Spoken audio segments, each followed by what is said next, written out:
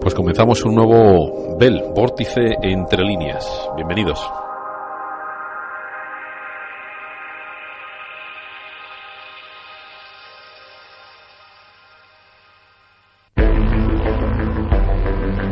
Y como al comienzo de cada Vórtice entre líneas os leemos los titulares, os damos la bienvenida y hoy va a ser casi monográfico, aunque con bastantes claves y diferentes aspectos de la noticia, yo diría, de la semana o desde luego del principio del año. Hemos sacado, por ejemplo, desde el Confidencial la noticia que Francia moviliza un portaaviones para reforzar su intervención en Irak. El presidente de Francia, François Hollande, confirmó hoy que desde este martes se ha movilizado el portaaviones Charles de Gaulle para intervenir en Irak con todavía más fuerza e intensidad en caso de que sea necesario. ¿Para intervenir contra quién? Contra el Estado Islámico.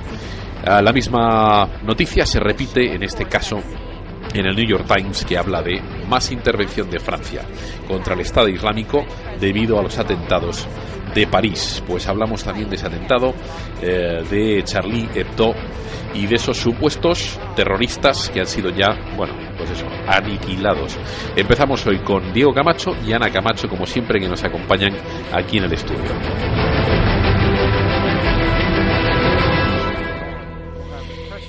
Y lo dicho, comenzamos con ese titular que dice que Hollande manda a un portaaviones a Irak para luchar contra el Estado Islámico si hace falta con más intensidad. Muy buenas, Diego, y muy buenas, Ana, o muy buenas, Ana y Diego. Gracias de nuevo por estar aquí en este Vórtice entre líneas. Hola, buenos días a todos. Después de una semana tan dura, muchas gracias por estar aquí escuchándonos. Hola, buenos días. Encantado de acompañaros otro día más.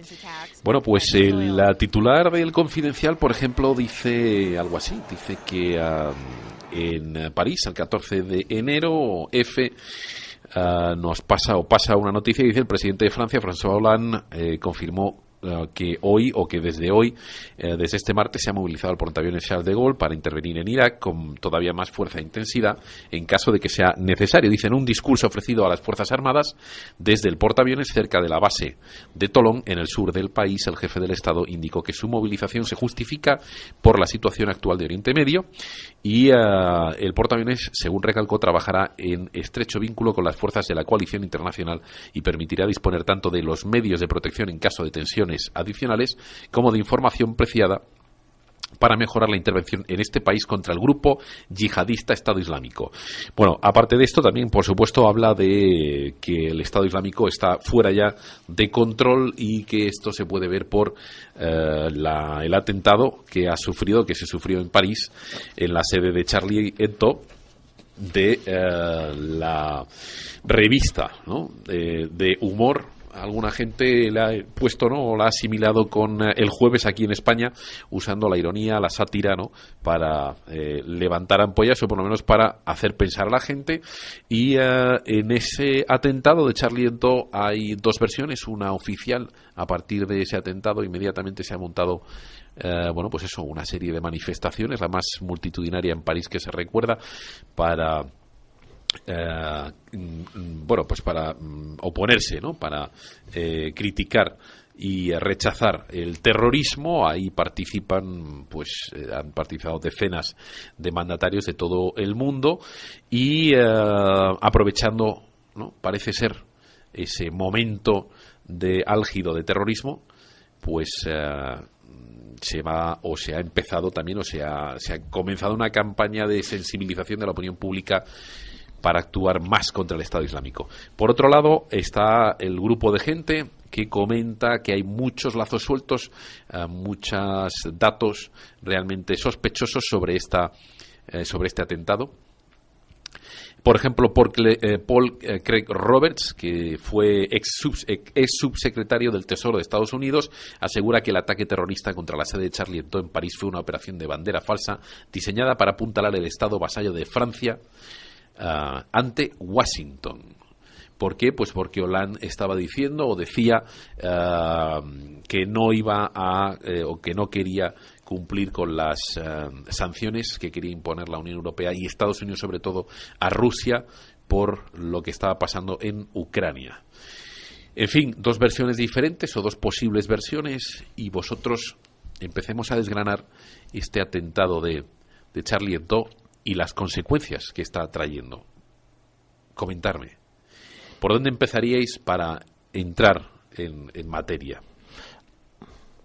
Pues no sé, quizás yo empezaría por lo que acabas de leer, por esa clave que acabas de dar, de esa teoría que habla de falsas banderas y da como hipótesis para ese tipo de acción, pues una contrapartida en otro frente que completamente distinto, lo cual puede ser.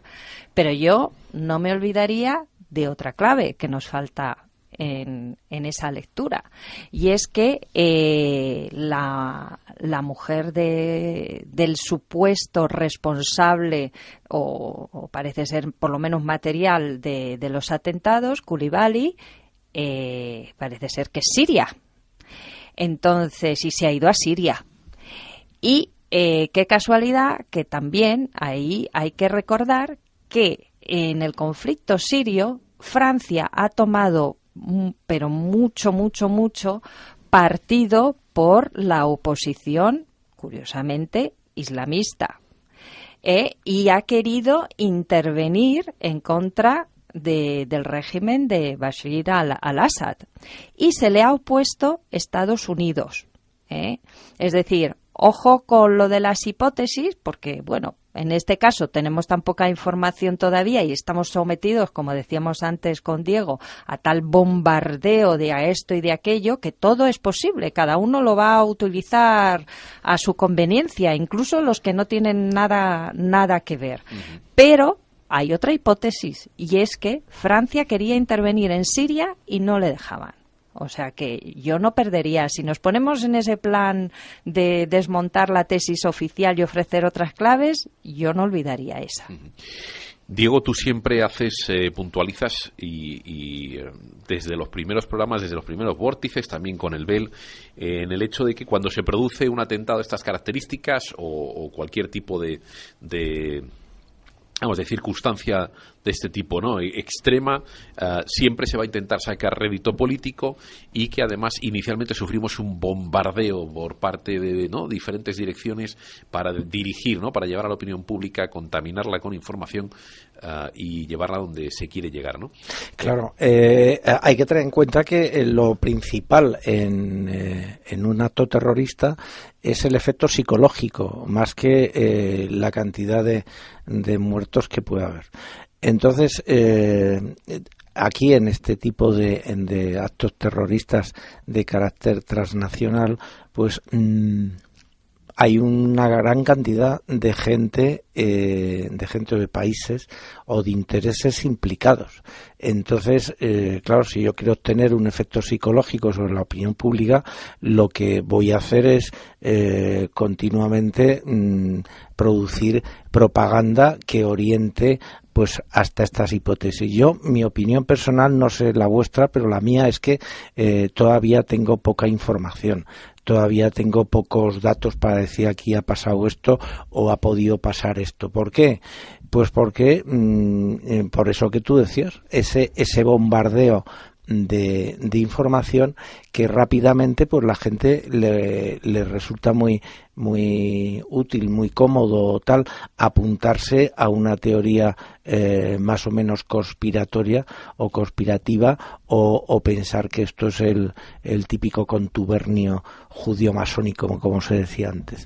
Pero yo creo que en este momento, hombre, lo que sí se ve son ciertas cosas porque que son hechos ya constatados. Por ejemplo, tú has empezado la emisión del programa hablándonos de la iniciativa francesa de enviar un portaaviones a la zona. Bueno, ¿qué es esto? Pues esto es en el siglo XXI la antigua forma que tenían antes las grandes potencias de presentarse en lugares donde querían estar presentes, bien porque querían tener una zona de influencia o querían dar un escarmiento, es decir, la política a la cañonera, que se llama en las relaciones internacionales. Bueno, pues evidentemente cualquiera puede pensar que a los terroristas no se los mata a base de paseos de portaaviones por el mundo y tal. Pero ¿qué nos marca esta utilización del portaaviones francés? Primero, hacerse presente, como ha dicho antes Ana, en una zona que no estaba, no querían dejarle estar presente, ha servido de justificación a ese envío. Su papel o su estatus de gran potencia en el Mediterráneo es ahí lo que, y después también indica una escalada indudable, una escalada. Yo te recuerdo que hace unas semanas lo comentamos en este programa, también el cese del anterior secretario de Defensa de los Estados Unidos, que había cesado precisamente porque, bueno, los halcones, digamos, no estaban de acuerdo con la visión de este secretario de Defensa, que no era partidario de incrementar los efectivos sobre el terreno, era partidario de incrementar los bombardeos. Entonces, bueno, pues evidentemente un portaaviones lo que indica es que se van a incrementar o se podrían incrementar los bombardeos, pero indudablemente también hay unos claros signos de que la presencia en el terreno en adelante va a ser superior. Y entonces esto es un cambio cualitativo desde el punto de vista militar en la zona. Bueno, pues analizando entonces, empezando por el atentado, ¿no? Porque estos son ya las repercusiones de ese atentado, ¿no? Uh-huh. Parece ser que 4 personas, en un principio, 4 terroristas, cuyo origen todavía no se ha aclarado exactamente, si es Estado Islámico, Al-Qaeda o cualquier otra célula supuestamente amiga de Al-Qaeda, deciden asaltar la sede de Charlie Hebdo, de la revista, matan allí, si no me equivoco, a 10 personas y después fuera han matado a otras 2.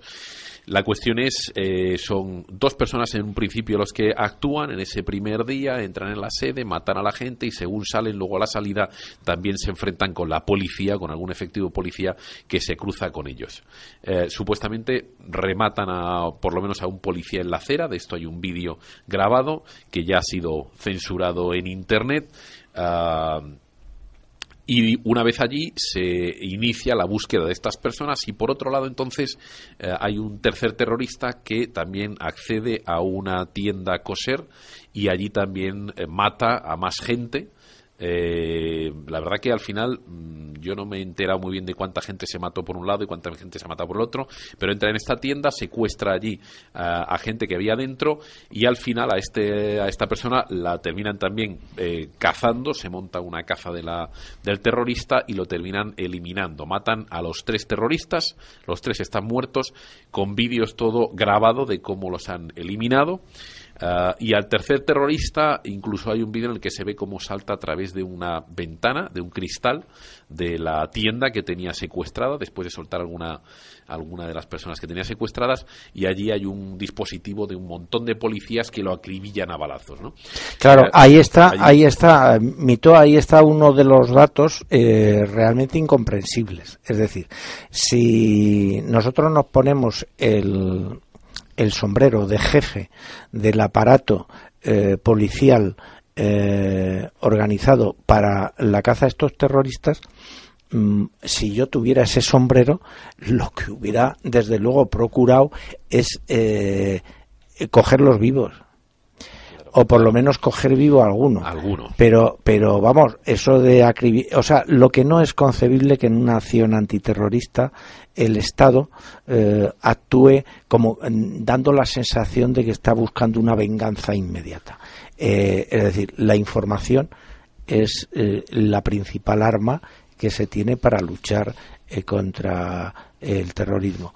Entonces, bueno, indudablemente es muy importante los datos que puedas obtener de esta gente, sobre todo cuando sabemos por documentos desclasificados de los Estados Unidos que durante muchos años la CIA y con la colaboración de numerosos servicios secretos occidentales ha estado, digamos, efectuando tortura en cárceles, llamemos no legales, y en donde el proceso de interrogatorio ha estado tan abierto que han podido apretar las clavijas a mucha gente que incluso ha muerto en los interrogatorios. Entonces, teniendo esas facilidades, lamentablemente, de interrogar a la gente, entiendes todavía mucho menos que no hubiera ningún interés en interrogarlo. Claro, ahí, en fin, es lo que estáis diciendo, claro. Luego, los vídeos que han salido podrían estar editados o no, podrían ser contaminación o no, pero hay una serie de vídeos. Una es la de eliminación del tercer terrorista, en el cual hay, si no se ven 20 y pico policías, directamente que le disparan hay como 7, y según salta el cristal, se ve que no tiene, en principio, armas en la mano. Parece que las lleva atadas, salta por la cristalera y según cae al suelo, en vez de intentar reducirle, ya que no tiene un arma, y cogerle, le acribillan. Y luego tenemos a los otros 2 hermanos que supuestamente, ahí no hay imágenes, pero supuestamente los acorralan en un recinto industrial y también los matan. En todos estos vídeos, por ejemplo, se ven a los hermanos cuando rematan al policía. Yo he escuchado programas en Estados Unidos de expertos en armas y dicen que allí, cuando se ve que le dispara la cabeza, no hay en absoluto. Para la cercanía, no importa ya el calibre que se fuese el arma, es un fusil de asalto. Para la cercanía que tienen cuando le disparan al policía, desde luego la cabeza tendría que haber saltado por los aires, tendría que haber habido una mancha impresionante de sangre. Allí no se ve nada, sencillamente una especie de ¿cómo se dice? De nube de humo de cuando la bala impacta contra el suelo y se levanta, parece ser, pues se levantan esquirlas, ¿no? Y humo y polvo del suelo, pero que el policía, la cabeza no desaparece prácticamente, siendo una K-47 con lo que, o una versión moderna con lo que le disparan.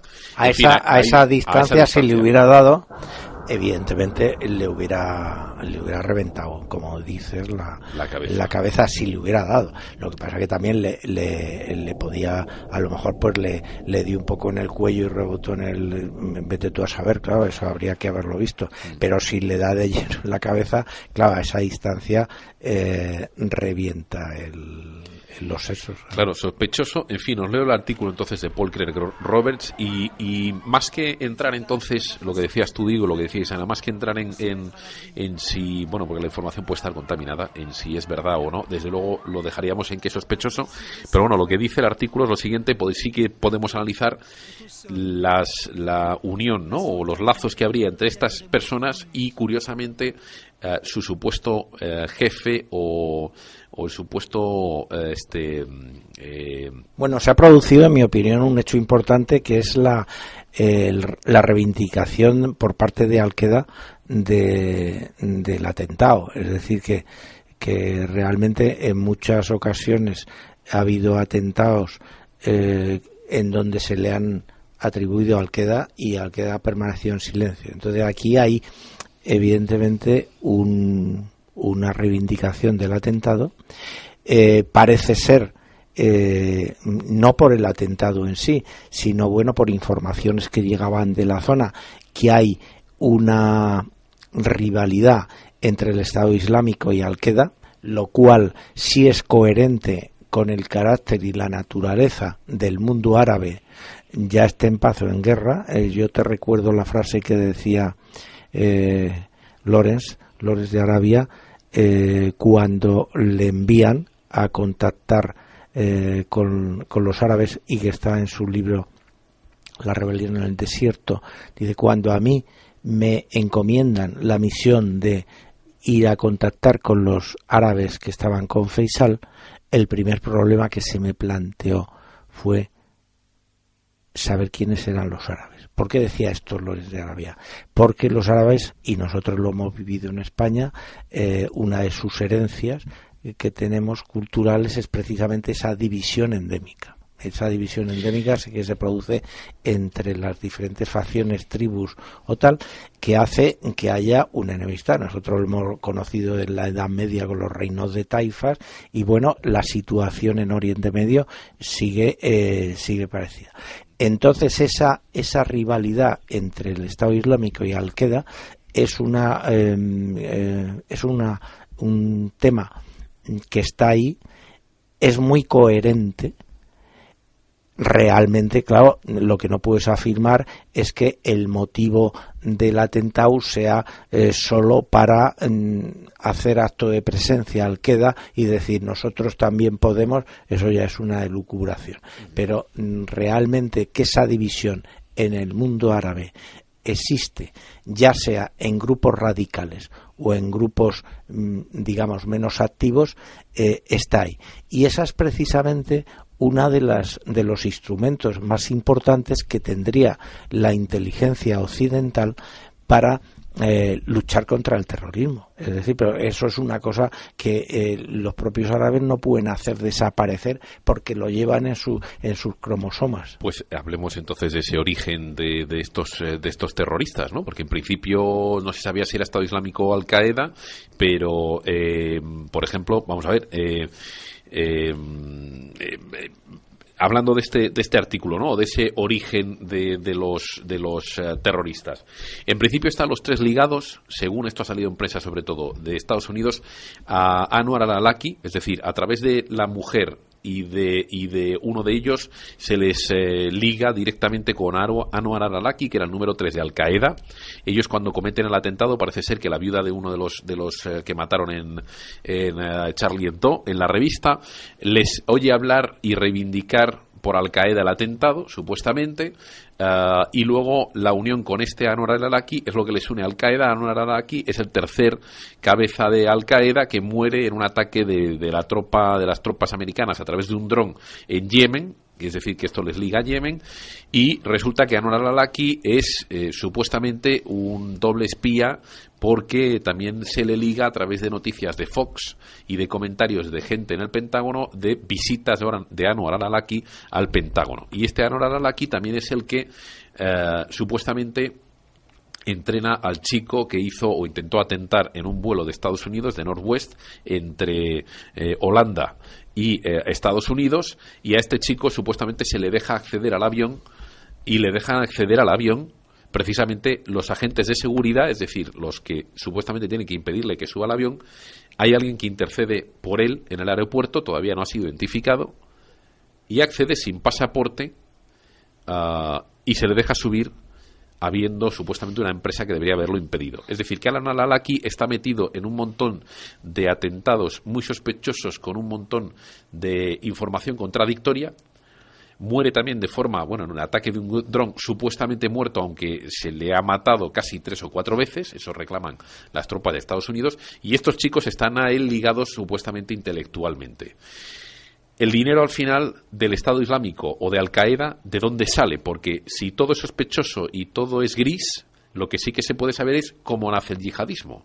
Pero todo esto que tú has hablado, tú fíjate, toda esta información que has dado, ¿a ti no te parece que es una nebulosa? O sea, hay que partir de un principio, que es que cuando se está investigando vamos a decir, los autores intelectuales, o se está investigando una cosa así, los propios servicios de seguridad no cuentan lo que está pasando. Es decir, que todo lo que están mandando a las agencias de información pues son cortinas de humo, en mi opinión, o a lo mejor parte de cierto y cortinas de humo, pero para crear una situación de caos informativo brutal. Entonces, claro, Al-Qaeda surge como movimiento terrorista en la década de los 90, cuando está el integrismo islámico moderno está decayendo. Es decir, que el origen del integrismo después de la Segunda Guerra Mundial habría que situarlo en la década de los 70. En la década de los 70, donde se produce en todo el mundo musulmán, o en la mayor parte del mundo musulmán, un movimiento de integrismo islámico. ¿Y por qué surge este movimiento? Este movimiento surge porque tanto las monarquías árabes como las repúblicas árabes que acceden a crear unos estados independientes después de la guerra de Suez en el año 56 y donde se inicia la descolonización europea de todos estos territorios, como digo, esas monarquías y esas repúblicas fracasan en su proyecto de modernización de sociedad, y entonces se produce en este mundo árabe una gran eclosión en las ciudades, una huida del campo, y se produce, digamos, en 15 años un fracaso de estos estados, que son incapaces de absorber una cantidad muy grande de gente joven y que llegan a esas ciudades, como digo,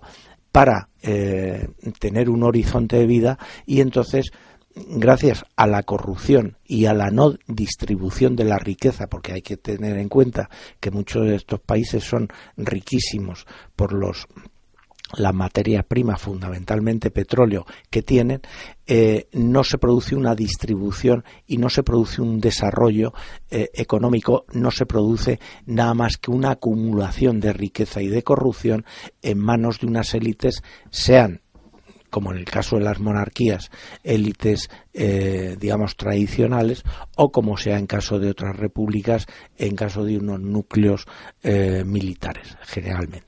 Entonces, este fracaso social hace que haya en el mundo musulmán, digamos, como tres estratos, que son los que podríamos decir los religiosos, los jóvenes no alfabetizados y que han venido huyendo del campo, que generan el proletariado urbano, y después la clase media incipiente que siempre ha habido en estas ciudades, que son los pequeños comerciantes del zoco, los que son pues abogados, son médicos, etcétera, los que tienen una pequeña profesión o son artesanos. Bueno, entonces en la década de los 70 se produce una conmoción generalizada de estas clases que ven que realmente el progreso les está vedado, y entonces vuelven los ojos a lo que tradicionalmente han tenido, que es su religión, y que ha sido un poco, pues, ya sabes que el Corán, aparte de ser una guía espiritual, es una guía social, y entonces vuelven, animados por los religiosos, vuelven su vista a esta opción, el clavo ardiendo que puede ser esto. Y entonces se produce en el mundo musulmán, en esta década de los 70, una serie de movimientos integristas, que solo uno va a triunfar, que es el iraní. Es decir, solamente Khomeini, que está curiosamente exilado entonces en París, va a ser capaz de derrocar al Shah.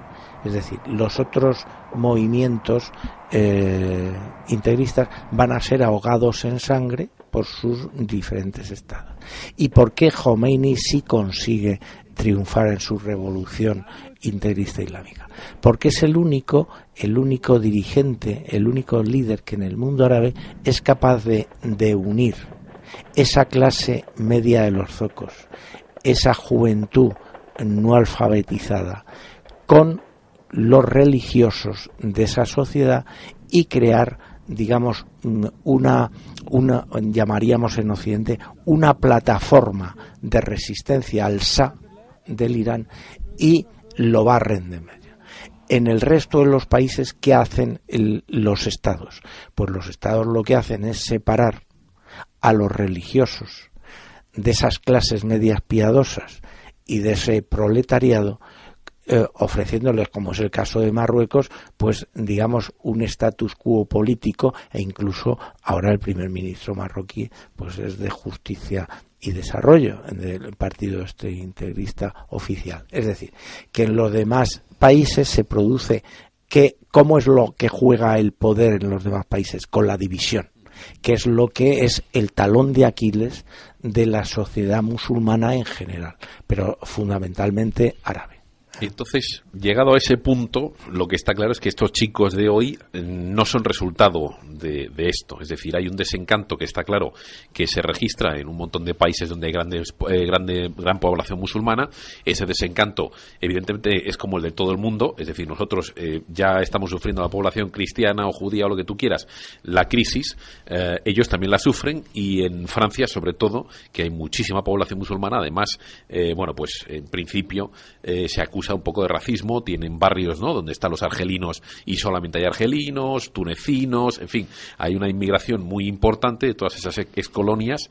Estos chicos salen realmente, como salen muchos en Inglaterra, etcétera, y se quieren ir a hacer una yihad, que esta yihad no es resultado, como tú has dicho, de la única que sobrevive, que es la de Irán, sino que es otra, que nace en los 80 o los 90, en los 90, que es la que se utiliza para luchar contra Rusia. Se da un salto cualitativo, es decir, que tú ten en cuenta que el terrorismo islámico de las décadas 70-80 es un terrorismo nacional. Es decir, el islámico, el integrista islámico es iraní, o es pakistaní, o es afgano. Es decir, su lucha está circunscrita a su entorno nacional. ¿Qué es lo que pasa con Al-Qaeda? Al-Qaeda es un paso adelante. Es la globalización. La globalización del terrorismo, en el sentido que ya el terrorismo deja de ser nacional. Vale, pero para globalizar necesitas el apoyo de dinero, comunicación. Necesitas antes que en su origen ese terrorismo va a nacer como estaban los demás, es decir, circunscrito a una nación, en este caso Afganistán. Y entonces tienes que tener un leitmotiv, para actuar, y ese leitmotiv es la invasión de la Unión Soviética de Afganistán. Y entonces el apoyo del gobierno de los Estados Unidos, de estos grupos talibanes, yihadistas, que unos son mujahidines, que son afganos, y otros son yihadistas que vienen de fuera, y entonces los Estados Unidos, digamos, dan la logística, el apoyo, etcétera, etcétera, y entonces se genera un grupo que en principio funciona contra la invasión soviética, está funcionando bajo el punto de vista nacional. Pero terminada esa invasión, con la retirada de la invasión soviética, ¿qué es lo que sucede? Bueno, pues lo que sucede es que los mujahidines afganos retoman su dialéctica, la dialéctica que han tenido durante siglos, que es pelear tayikos contra uzbecos y contra pastunes, es decir, pelear entre ellos porque están en guerra civil permanente. Es una zona montañosa y la gente de los valles paralelos pues no se hablan entre sí, y entonces toda la masa de combatientes que venían de fuera se van a sus respectivos sitios u a otros a seguir con la guerra, con la yihad, con la guerra santa. Y entonces estos yihadistas vuelven a Argelia, vuelven al Sudán, etcétera. Sí. Pero déjame que te pregunte, porque estos yihadistas vuelven, pero son siempre utilizados allí donde Estados Unidos ha necesitado desestabilizar una zona, donde hubiese algún musulmán y necesita desestabilizar una zona en su conveniencia, han estado utilizados. Es decir, vuelven a reaparecer esos yihadistas en Yugoslavia, en la guerra de Yugoslavia, vuelven a aparecer en Kosovo, y siempre ligados a tráfico de armas, tráfico de drogas y esta supuesta guerra yihadista extrema, o dedicados a hacer terrorismo. Aparecen en Yemen, aparecen en Sudán, aparecen en Nigeria, que son todas zonas con petróleo, donde hay competencia internacional por los recursos. No, quiero decir que vuelven a diferentes zonas, y entonces inician o reinician la yihad. Pero, evidentemente, más adelante, los intereses franceses, norteamericanos o tal, en determinados momentos van a utilizar núcleos de estos yihadistas en determinados lugares. Pero lo que es importante comprender es que un gran error que comete este terrorismo islámico de segunda generación, podríamos llamar, la primera es la nacionalista y esta es la que está trascendiendo fronteras, transnacional. Uno de los errores que cometen estos es que, digamos, se lanzan entromba a matar impíos. ¿Qué es un impío para un musulmán? Un impío para un musulmán es uno que tiene teóricamente su propia fe musulmana, pero que ha adquirido costumbres occidentales o costumbres ajenas a lo que dicta el Corán, bajo su punto de vista. Entonces, por eso, el principal enemigo de estos yihadistas, en principio, es dar un escarmiento a los impíos. Y los impíos son los propios musulmanes que están en contra de esto. ¿Y por qué digo que es un gran error? Bueno, porque en definitiva este tipo de guerra, que es lo que nosotros en otros momentos hemos llamado como lucha de guerrillas, se basa en un principio que, aunque puso Mao Zedong en pie otra vez cuando su guerra civil contra Chiang Kai-shek, ya estaba inventado desde muchísimos siglos antes por el primer trataísta que se conoce, que fue Sun Tzu, en el arte de la guerra en el siglo V a.C., en donde dice que cuando tú combates contra un enemigo debes ser como el pez en el agua, el agua es la población civil y el pez es el combatiente. Entonces los yihadistas aquí se olvidan, por ejemplo en Sudán, se olvidan en Argelia de ese principio básico de este tipo de guerra, y entonces por eso rápidamente van a tener en las propias sociedades musulmanas un rechazo que va a provocar, digamos, en muchos casos, como el caso de Argelia finalmente, y en el caso de Sudán también, van a provocar su fracaso, porque su fracaso es implantar el Estado Islámico y no lo van a conseguir.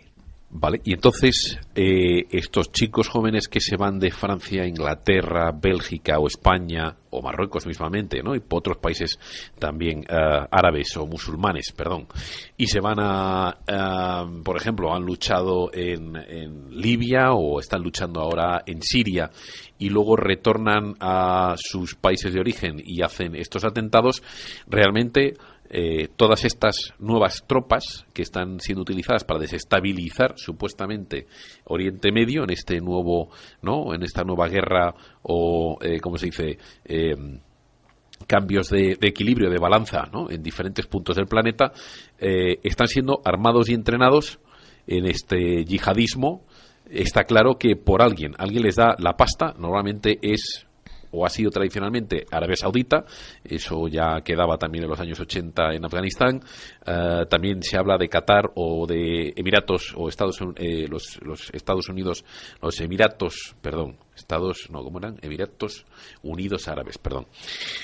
Y a lo que vengo a decir es, exactamente, a lo que vengo a decir es, resulta que los mismos, esto, porque es lo que viene a decir esta gente parece ser que había estado entrenada y que habían estado en Siria, que allí habían participado en la guerra y que ahora traían la Guerra Santa aquí de vuelta a casa, y es con el miedo con el que se está jugando ahora, y es decir, que después de haberse ido un montón de jóvenes para allá a luchar, pagados y entrenados por alguien que evidentemente estará Francia, estará Estados Unidos o Inglaterra entre medias, porque seguro que están, ahora vuelven aquí y cometen estos atentados.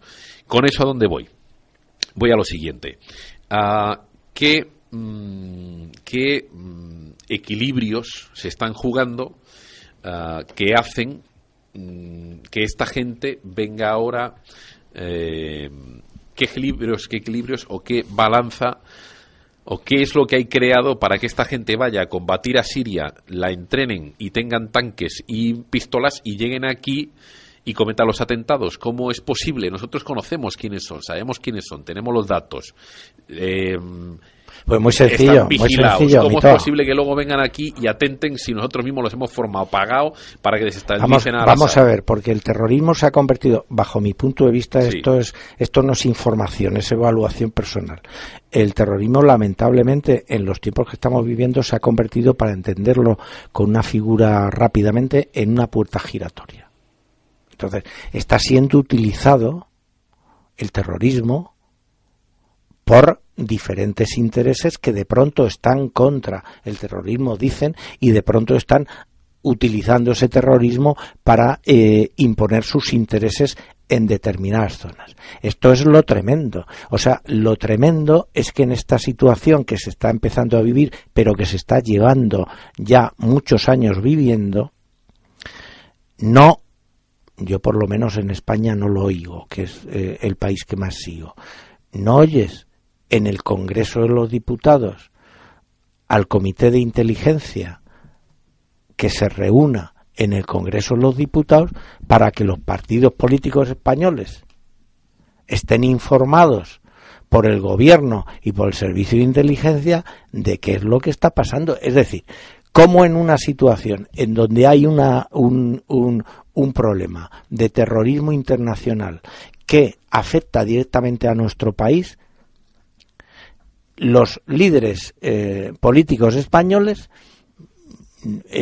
no estén preocupados más por la fecha de las elecciones en Cataluña, por poner un ejemplo, que porque se generen unas reuniones en el Congreso de los Diputados con secreto, todo lo que tú quieras, pero es necesario que las fuerzas políticas activas tengan conocimiento de qué es lo que está pasando.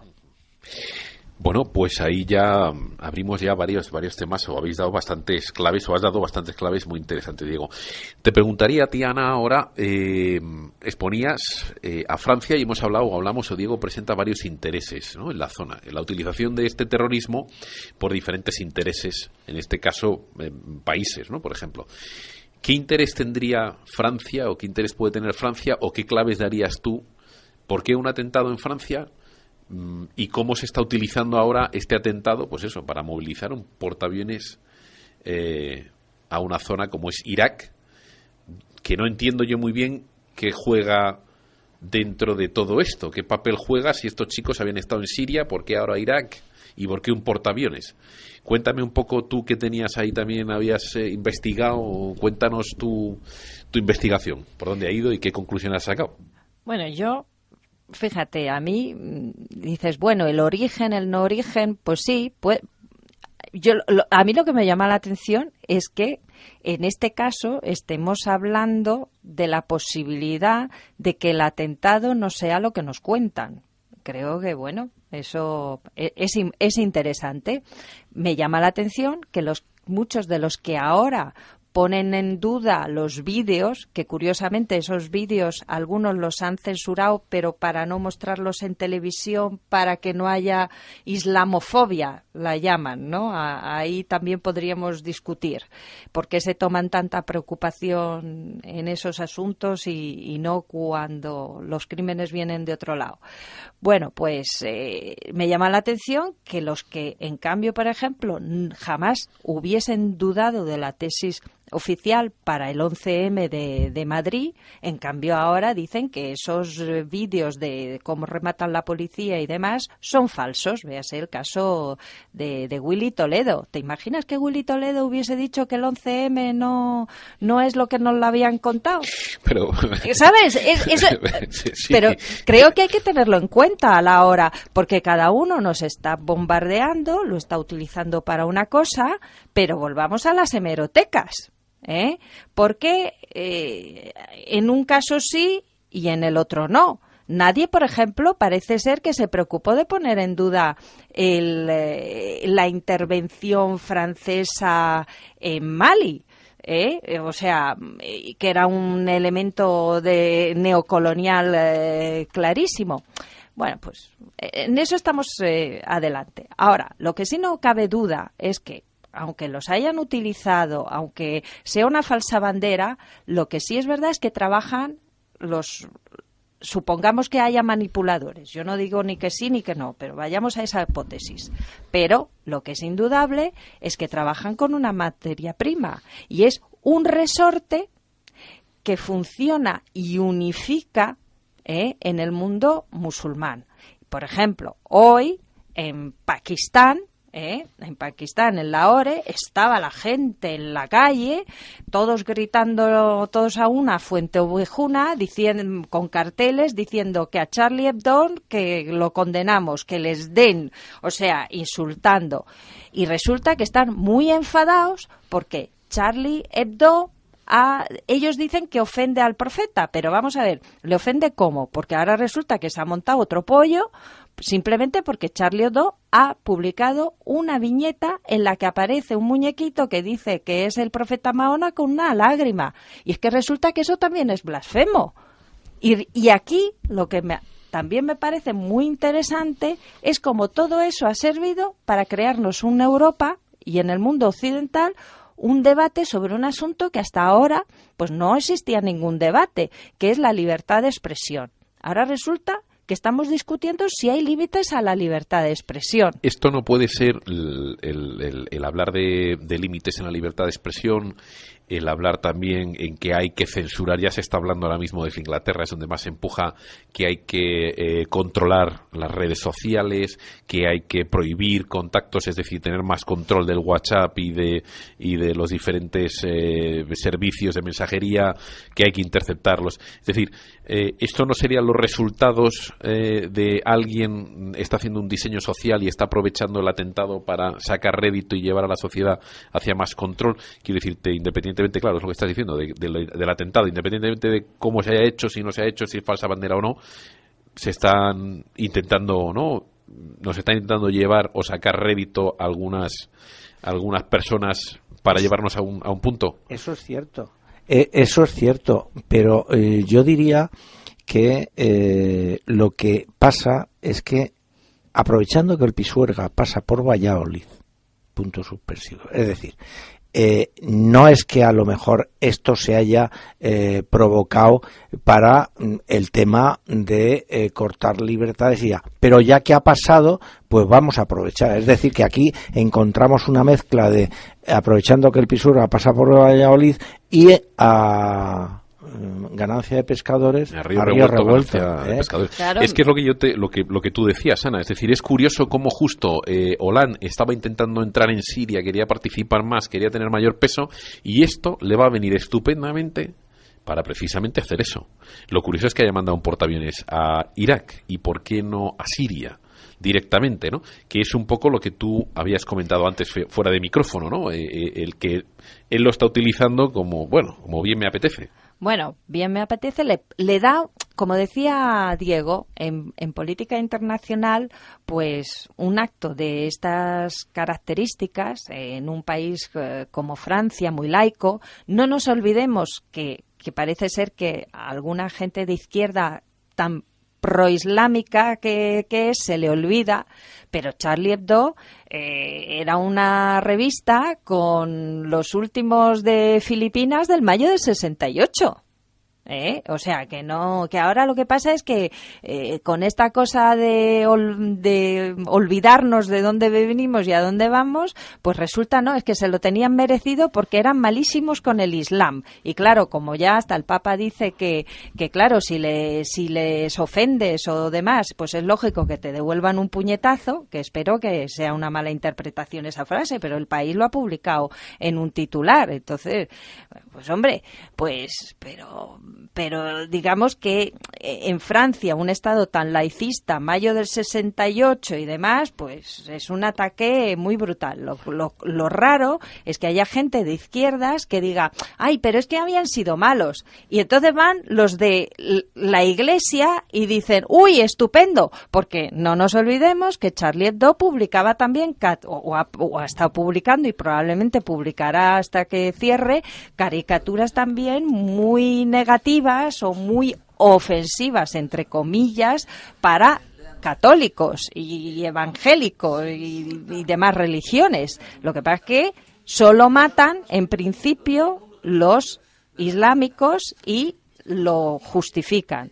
Pero claro, ya ha habido quien ha dicho, yo no soy Charlie Hebdo porque a mí me molestaba como católico, por ejemplo, el director de Hispanidad, diciendo, yo lo condeno la matanza, porque hay que condenarla, pero yo no soy Charlie Hebdo, oiga, porque a mí no me gustaba que hiciesen caricaturas. Es decir, está apoyando que haya límites, claro, a la libertad de expresión, claro. Y eso a mí me parece gravísimo. Vamos, yo quiero decir, no tendría, en otras circunstancias no tendría razón el que yo dijera esto, pero yo soy católico, entonces me parece una metedura de pata del Papa impresionante lo que ha hecho en relación con este tema y dentro de lo que está diciendo Ana. Tú no puedes en la misma intervención poner en el mismo plato la violencia, que no es violencia en abstracto, es asesinatos, o sea, es quitarle la vida a alguien, con el insultar a la fe, en este caso la musulmana o si fuera la católica. Entonces, esto significa pues una especie de cobardía tremenda en una persona en que no estabas esperando precisamente esa acción. Es decir, el quitarle la vida a una persona está en una situación y la violencia está en esa situación de quitarle la vida a la persona y el insultar está en otra. No puedes unirlos. Lo que dice Ana a mí me parece enormemente acertado. Es decir, que en un momento determinado, como ellos se han estado metiendo con la Iglesia Católica, pues bueno, ahora que se meten con esto, si ha pasado esto, pues de alguna forma a todos nos interesa que de alguna forma poner límites a la libertad de expresión. Esto yo, sinceramente, nunca lo hubiera esperado en concreto de este Papa. Me parece una metedura de pata imperdonable. Y bueno, Ana, ibas a comentar, sí. Bueno, hablando un poco de las contradicciones a las que nos coloca este tema, y luego voy a una clave que creo que es importante tener en cuenta, un elemento que hay que tener en cuenta. Y es que a mí, por ejemplo, me ha llamado mucho la atención, sin embargo, que claro, hay gente muy católica que dice, yo no soy Charlie Hebdo, pero sin embargo, el único diario en España que ha puesto en portada el Je suis Charlie es La Razón. Es La Razón, claro. Entonces dices, ¿y esto? Pues te vas al País. Y entonces en el País habían hecho el segundo día, pasada la noche del día del atentado, un montaje de las manifestaciones, de fotos de manifestaciones de protesta de la gente en varios puntos de Europa. No había ninguna en España. Uy. Y entonces, claro, de pronto ves que al final han colocado una de la redacción del País saliendo a la calle con el director. Y dices, claro, esto es que al último momento alguien se ha fijado que no hay nadie de España y han dicho, uy, allá vamos. Pero no ha sido hasta ayer que han colgado un titular diciendo nosotros también somos Charlie Hebdo y poniendo sus billetas. Y ha habido, claro, un montón de lectores que les han dicho, hombre, ¿de qué vais? ¿Cuánto habéis tardado? ¿A qué se debe esto? Entonces, hay que tener en cuenta todos estos elementos. ¿Qué es lo que está pasando aquí? ¿Por qué? Porque no nos olvidemos que unos días antes unos días, el mismo día que ocurre el atentado, una de las grandes noticias que había en los informativos tradicionales eran las manifestaciones en Alemania contra protestando por la islamización, que ya lo hablamos en el otro programa, de Alemania. Y el cómo la Merkel y el Hollande estaban ahí, porque claro, Hollande tiene dentro de poco las elecciones y tiene a la señora Le Pen detrás, con una base electoral muy importante. Y ahora fíjate tú con este atentado, pues por un lado puede favorecer a la señora Le Pen y al movimiento también contra la islamización, sobre todo si los jefes de Estado se ponen a apoyar esa cosa de es que Charlie Hebdo se lo tenía merecido porque era muy malo y ofendía a la religión, a los musulmanes, ¿no? Pero por la otra, claro, le da vía libre a Hollande de decir, y ahora mando las fragatas, ya no tengo que esperar a que los aliados me den permiso. Ya tengo yo un protagonismo ganado porque me han atacado en mi propia casa y contra los fundamentos de la República. Tengo legitimidad para aparecer allí sin pedirle permiso a nadie. Que es muy importante, claro, ¿verdad, Diego? Hombre, eso para Francia es esencial porque ellos sí son muy sensibles al tema del prestigio nacional.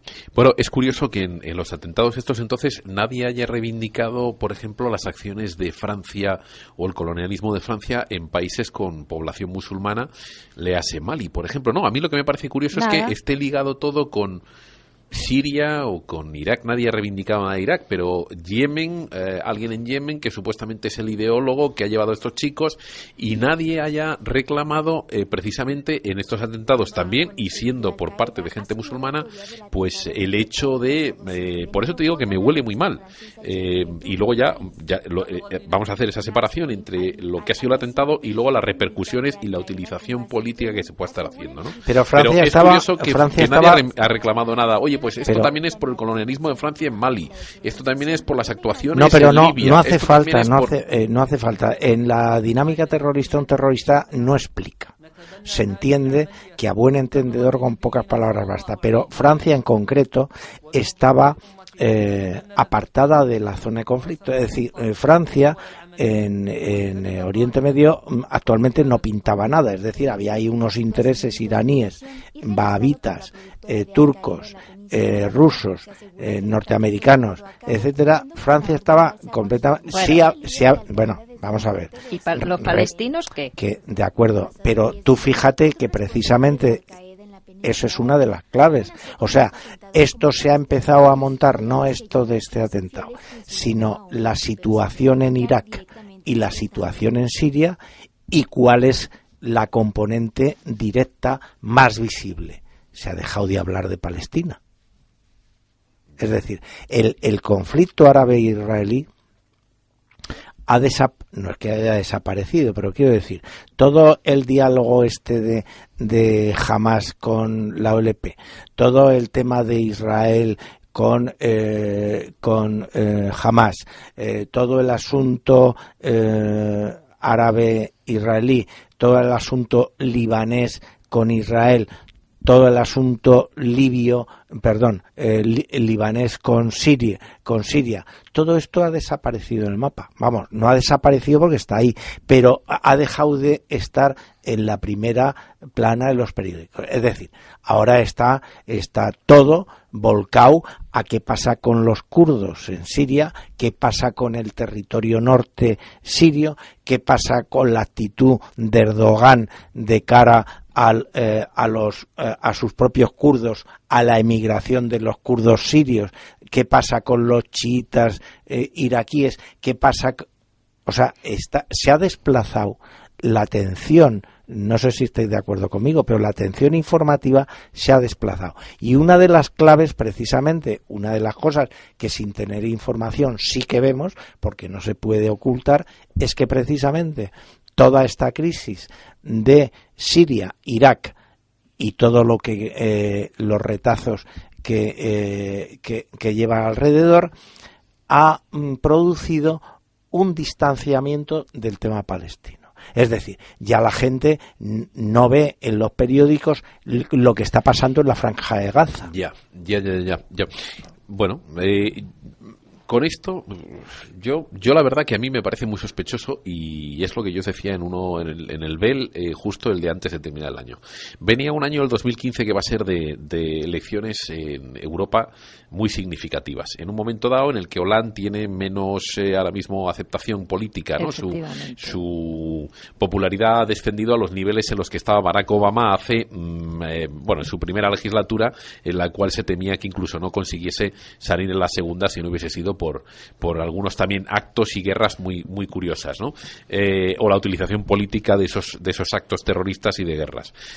Hollande, además, encima la economía estaba fatal. Hollande, además, encima a nivel internacional estaba perdiendo o había perdido todo tipo de iniciativa, y no se contaba con él prácticamente, no se contaba con él, entre comillas, claro. Y de repente sucede este atentado, y entonces ahora pues Hollande decide que despliega en el país a 10.500 militares para garantizar la seguridad interior, con lo cual es más de lo que tiene desplegado en el exterior, que tiene 8.500. Además subraya que se deben conjugar las amenazas del interior y del exterior, es decir, ya nace ese enemigo externo que nos ayuda a proyectarnos fuera, pero que une a la gente, y el interno que te permite activar los recursos de represión. Y entonces explica que la definición decisión de recurrir al portaaviones se toma como el objeto a hacer frente al terrorismo, curioso, en vez de dentro conseguir más información, consiste, dice, consciente de que la situación es excepcional, avanzó además su intención de que se revise en la Ley de Programación Militar para 2014 y 2019 la previsión de reducir en más de 24.000 el número de efectivos en el ejército en ese periodo, y el jefe del Estado indicó que ha pedido al titular de Defensa que le transmita sus propuestas de aquí a finales de semana. Informó que el próximo miércoles se celebrará un Consejo de Ministros para hablar de todo esto. Es decir, que le ha venido muy bien para recolocar y recolocarse en la vida pública y política y económica de Francia, porque ahora además va a dar dinero para la creación de unas nuevas fragatas, etcétera, con lo cual puestos de trabajo, etcétera, y esto le ha venido absolutamente muy bien, ¿no? Hablando de esa utilización política del atentado, ¿no? Y además la foto es curiosa, ¿no os parece curiosa esa foto de todos somos Charlie Hebdo y al frente está Netanyahu, al frente va Merkel, al frente, en fin, Hollande, cuando sabemos que toda esta gente ha utilizado el terrorismo de Netanyahu y de Israel, que vamos a decir, o sea, es decir, además eliminan selectivamente a gente, igual que Estados Unidos, en fin, ¿no os parece curiosa la foto diciendo todos somos Charlie Hebdo? Hombre, curiosa. Y la planificación. Curiosa no. Porque, bueno, es muy interesante. Hay que decirle a nuestros oyentes, es un estudio político. A nuestros oyentes hay que decirles una cosa, ¿qué es el terrorismo? O sea, el terrorismo, te voy a decir una cosa que a lo mejor te resulta sorprendente, no está definido por la comunidad internacional. Es decir, no existe una definición de qué es terrorismo. Sí existe una definición de qué es un protectorado, de qué es un mandato, de qué es una colonia, pero no existe una definición de qué es terrorismo en las organizaciones de derecho internacional público y tal. Entonces, yo te voy a dar una definición de terrorismo. Pero después podemos decir, ¿y por qué no se define el terrorismo? Porque el terrorismo es un cajón desastre en donde cabe todo. Bueno, para mí una definición de terrorismo la dio hace muchos años un tratadista inglés, Robert Moss.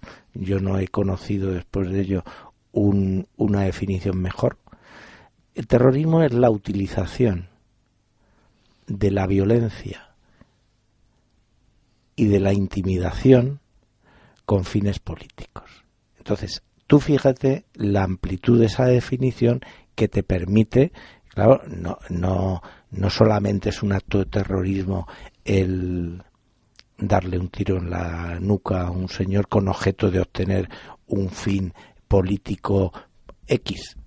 No, es que una actitud de amenaza, de intimidación, que es violencia psicológica, si eso está orientado a un fin político, no a un fin crematístico o un tal, eso es un acto de terrorismo. Entonces tú fíjate cuántos ejemplos en el mundo han sido y son en los que los estados legalmente constituidos utilizan el terrorismo como instrumento de lucha política, lamentablemente. Y por eso hay como esa especie de consenso no hablado en muchos países occidentales, que en los países, llamemos no occidentales, digamos, los sistemas democráticos no funcionan, pero vamos, en los países occidentales, porque hay esa resistencia a convocar en el comité de inteligencia de esas asambleas, de esos congresos de diputados, de esos senados, para explicar esto. Porque el terrorismo es una herramienta de lucha política. Y lo que no es aceptable bajo el punto de vista intelectual es que se etiquete de terroristas solo aquellas personas que están en niveles de marginación social en brutal y que utilizan este tipo de lucha. También el Estado, con su represión, funciona en plan terrorista. Fíjate tú lo que nos dijo un ministro marroquí en el año 82, 83, que vivía Hassan II, este ministro Urrachid se llamaba, que decía que efectivamente habían tirado al Atlántico desde helicópteros a opositores saharauis que se oponían a su integración en Marruecos, y lo habían tirado ahí. Entonces, ¿tú has oído en la prensa española hacerse eco de este asunto? No. Sin embargo, ¿cuántas veces has oído que los militares chilenos pues hacían lo propio con los opositores en Chile?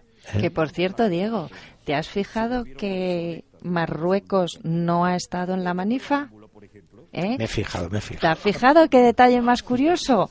Porque claro, en la foto de la Manifa es importante no solo los que están, sino los que no están. Véase que no hubiese Estados Unidos, que ¡uy! Se le olvidó. Eso es como lo del pequeño Nicolás, no se dieron cuenta. Porque el origen está en el wahabismo. Es decir, si realmente el atentado era de Al-Qaeda, no nos olvidemos que su fuente principal está en el wahabismo, está en Arabia Saudita. Claro. Y evidentemente uno de los principales aliados de Arabia Saudita como eslabón con el mundo occidental es Marruecos. Bueno, y luego que también Estados Unidos y Francia llevan mucho tiempo teniendo sus más y sus menos.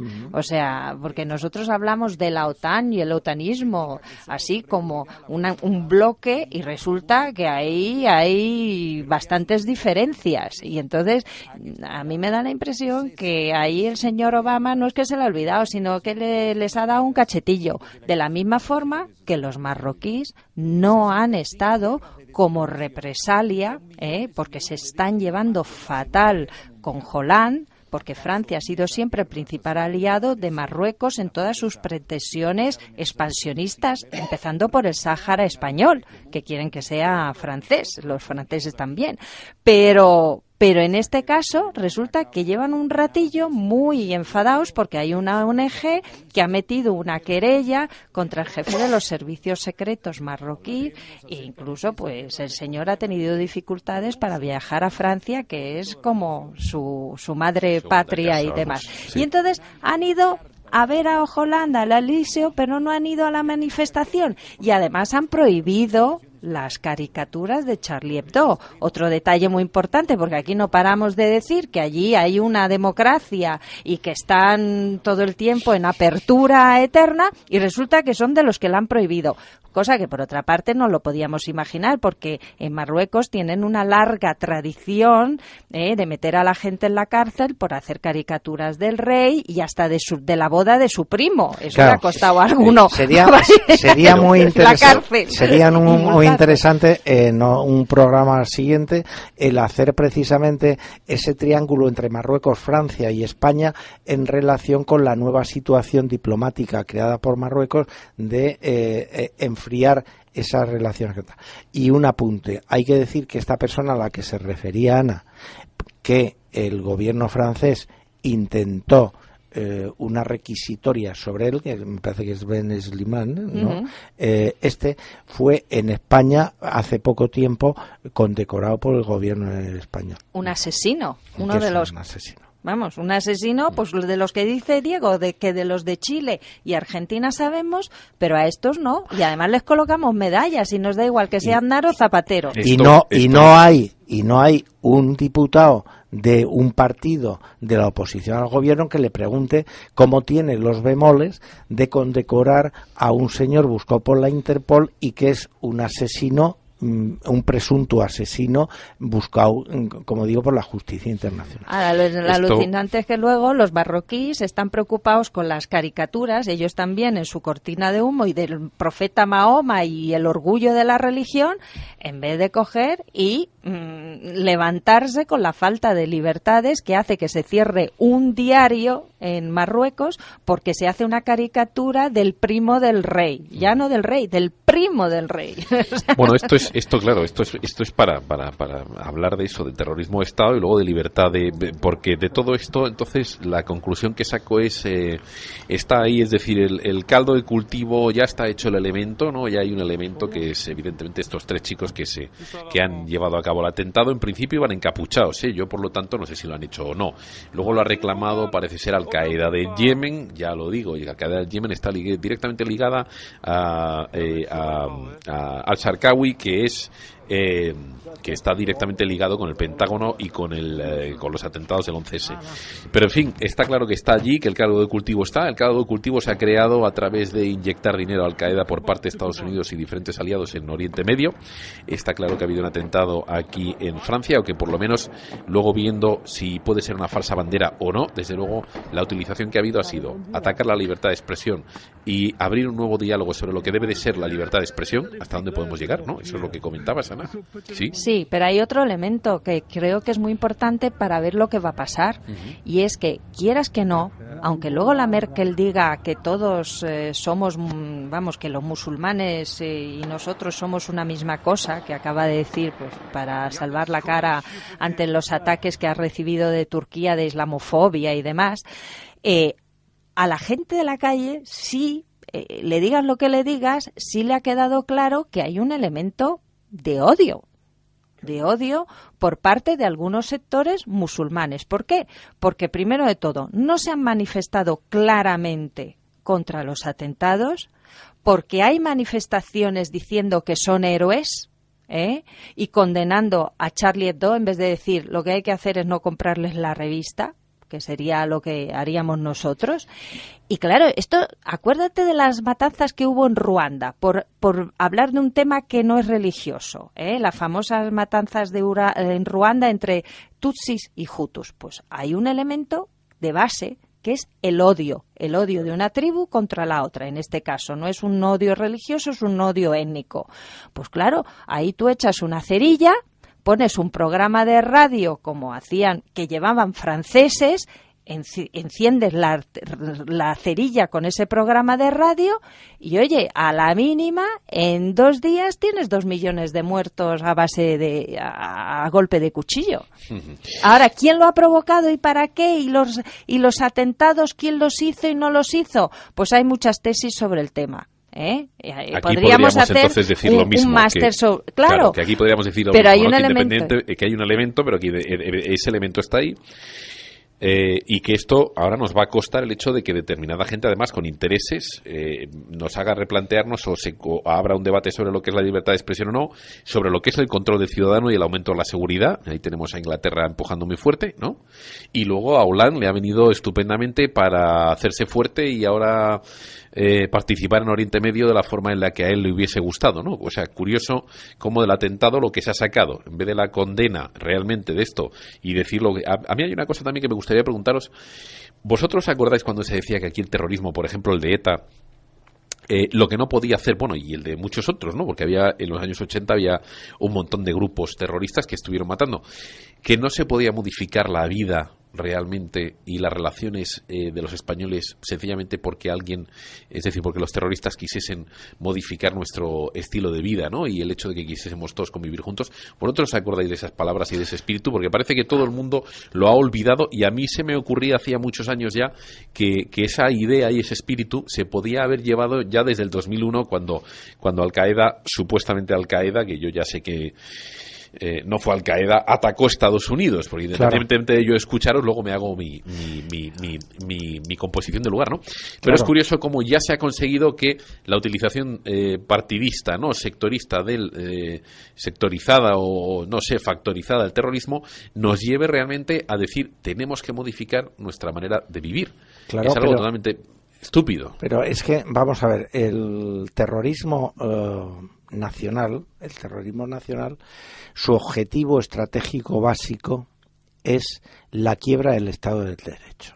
Es decir, que la mejor arma para que un terrorismo de carácter nacional triunfe dentro de ese Estado es que las reglas que le dan legitimidad y vigor a ese Estado se rompan. En un Estado democrático, el objetivo estratégico de un grupo terrorista, el que sea, es que esas normas de convivencia, representadas por la Constitución, representadas por el Estado del Derecho, se quiebren. ¿En base a qué? Pues en base a crear una dinámica que coloque al gobierno entre la debilidad y el pánico. Y entonces esa debilidad y ese pánico lo que hace al gobierno es asumir unas líneas de represión brutales. Claro, pero bueno, esto ahora globalízalo. Y en el momento, sí, ahora lo voy a globalizar. Y en el momento que el gobierno provoca esto, se genera una acción-reacción. Eso es lo que pasa en un país como el nuestro, como cualquiera que tenga esa lacra. En el mundo, cuando aparece el terrorismo transnacional, tú piensas que entonces ya no es una lucha contra un Estado determinado, sino contra una cultura determinada, contra un modo de vida determinado, identificado como Occidente. Es decir, ya sabemos que en Estados Unidos, en Francia y en España las democracias funcionan de forma diferente, pero funcionan dentro de unos esquemas parecidos. Y entonces de lo que se trata en este terrorismo transnacional es de quebrar esa convivencia. ¿En base a qué? Pues en base a lo que los árabes son unos verdaderos maestros, que es la desunión, generar desunión. ¿Y cómo se provoca desunión en el mundo occidental? Pues colocando, en vez de a un Estado, a varios Estados que tienen que coordinarse en una lucha, colocarlos también entre la debilidad y el pánico. La debilidad, ¿cómo se genera? Haciendo que los intereses de uno difieran de los de otro. Poniendo sus intereses particulares de cada Estado poderoso por delante de los otros. Y entonces generar una respuesta que genere lo que hemos visto en Palestina durante tanto tiempo, es decir, una acción-reacción que impida que las generaciones venideras lleguen a un arreglo. Claro, pero bien. Entonces, aquí, como conclusión, a mí me gustaría preguntaros, esto parece un vórtice en vez de un vel, ¿no? Pero bueno, es un vel curioso, le hemos dado un giro a esto. Conversación. Con todo esto, entonces, al final, lo que sale es una cosa que yo veo clara. Es decir, hay unas oligarquías que van a tener o tienen unos intereses que quieren proyectar al extranjero, es decir, recursos naturales, cuanto más discordia haya en los países donde los obtienen, mejor. Y ahora, en este caso, para seguir en la poltrona, quiero decirte, para seguir en la poltrona con esto quiero decirte, Diego, que yo no veo que los países estén en desacuerdo entre sí. Yo lo que sí que veo es que la utilización de este terrorismo les está viniendo muy bien para proyectarse en el exterior y seguir haciendo esta especie de neocolonialismo pseudo, ¿no? Alegando la protección y los derechos humanos, y luego, sin embargo, en el interior lo que están haciendo es aprovechando precisamente ese terrorismo para, si lo que quieren es exportar democracia en Irak y en Siria, aquí lo que están haciendo es deshacer la democracia. Pero... Y al final lo que está sucediendo, o lo que veo que está sucediendo, es que precisamente les viene muy bien a esa mano que, por un lado, entrena y del Estado, ¿no? Mismamente nuestro Estado, por un lado, estamos dando el poder y entrenando a una serie de yihadistas o de lo que tú quieras a través de nuestros fuerzas armadas, servicios secretos, etcétera, y por otro lado lo que estamos haciendo es la otra mano censurando aquí claro, la libertad, o sea, es decir, coartando la libertad. Eso tiene una explicación. Vamos a ver, yo lo que creo donde está ahora el mundo occidental es en una situación de que ha caído en la cuenta de que un proceso que ha desatado o que de alguna forma ha influido para que se desatara ha perdido el control. Es decir, en el mundo internacional a veces se toman decisiones y los jefes de Estado aciertan o los países aciertan, pero a veces se toman decisiones erróneas. Es decir, la decisión de Hitler, después del pacto que tenía con la Unión Soviética de Molotov-Ribbentrop, el invadir la Unión Soviética, pues fue un error. Es decir, que no siempre lo que pasa en política internacional está originado por una decisión correcta. Y al hablar correcta no hablo en el sentido moral del término, sino en el sentido que sea buena para el país que la toma. Bien, entonces yo personalmente pienso que aquí hay una situación que se ha ido de control, porque los cabezas cuadradas de Washington y también de Francia y de Gran Bretaña han creído que este tema lo controlaban. Es decir, aquí ha habido una especie de sobrevaloración de la capacidad de los servicios de inteligencia para controlar, dirigir, pastorear un proceso. Y de pronto se han dado cuenta que este proceso ha tomado vida propia como Frankenstein. ¿Vale? Entonces yo creo que estamos en esa situación ahora mismo. Puede ser que no. ¿Y tú, Ana, en qué situación crees que estamos? Pues yo en una situación creo en la que cada uno va a aprovechar para sacar partido a la historia. ¿Cada uno te refieres aquí en cada país, dices? Sí, porque mira, hay